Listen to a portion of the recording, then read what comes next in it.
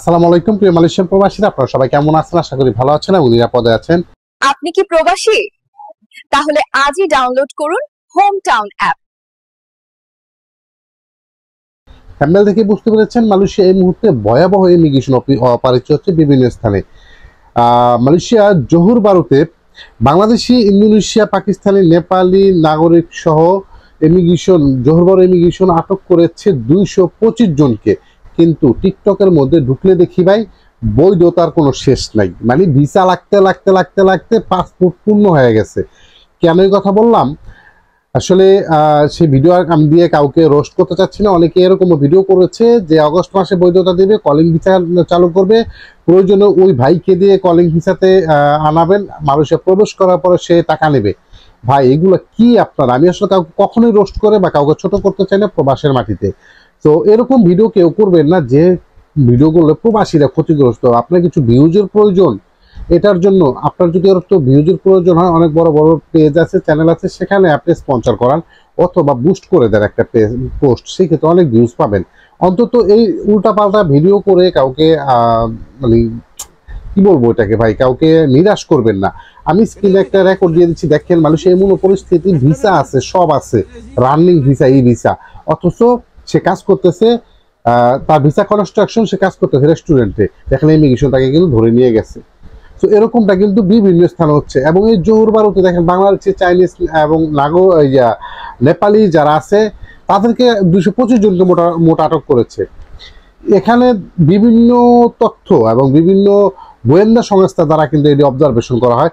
এখানে পেট্রোকেমিক্যাল প্রক্রিয়াকরণ একটি নির্মাণ স্থানে থেকে প্রায় 225 জনকে দেখেন আটক করেছে জোহর বারু। মালয়েশিয়া বিভিন্ন স্থানে এরকম যদি 200 এক স্থান থেকে 200 প্রবাসীকে আটক করে, আপনি একবার চিন্তা করতে পারবেন মালয়েশিয়াতে এই প্রতিদিন তাহলে কত হাজার লোক আটক খাচ্ছে। কারা আটক খাচ্ছে? তার মধ্যে কিন্তু 70% আমাদের বাংলাদেশি। তো যাই হোক, সবচেয়ে বড় কথা হচ্ছে আমরা কাউকে বিভ্রান্ত করব না।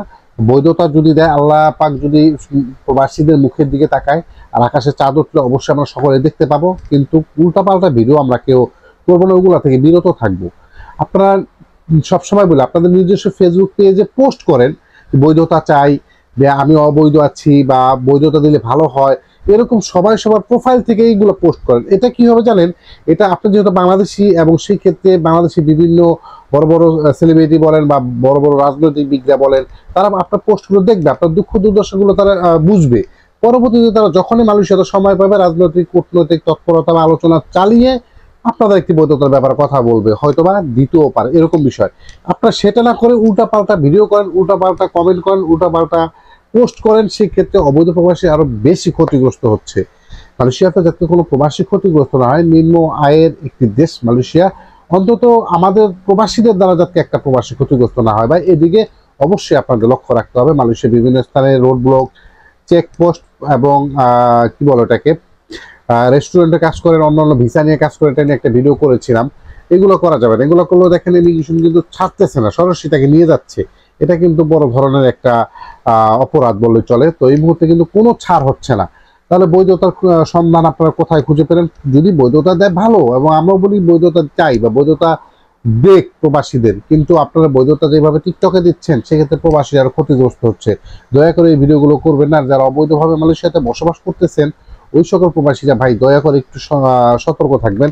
অন্তত পক্ষে আপনার কম স্যালারিতে কাজ করেন, তারপর একটা সেফ জোনে কাজ করেন। বেশি টাকা স্যালারির জন্য বা কনস্ট্রাকশন, রেনোভেশন, এই সকল কাজগুলোতে বেশি অপারেটি দিচ্ছে। কনস্ট্রাকশন সবচেয়ে বেশি। তো একটা ফ্যাক্টরি কাজ খোঁজার চেষ্টা করেন, বা একটি ছায়ু বাগান বা প্লান্টেশন, এগ্রিকালচার যাই বলেন, পাম বাগানে, এই সকল সেক্টরে কাজ করেন, দূরের সাইডে কোনো, যেখানে পুলিশের কোনো ঝামেলা থাকে না। তো অন্তত পক্ষে অল্প টাকা স্যালারি হলো বৈধতার আগ পর্যন্ত অন্তত আপনি একটু সেভে থাকতে পারবেন। ভাই যে পরিমাণে আটক খাচ্ছে, আটক খাবার পরেও আবার দেখা যায় জেল 3 মাসের জায়গায় 6 মাস খাটতেছে, এখনো দেশে যাওয়ার খবর নাই। সবচাইতে বড় প্রবলেমটা হচ্ছে এখানে।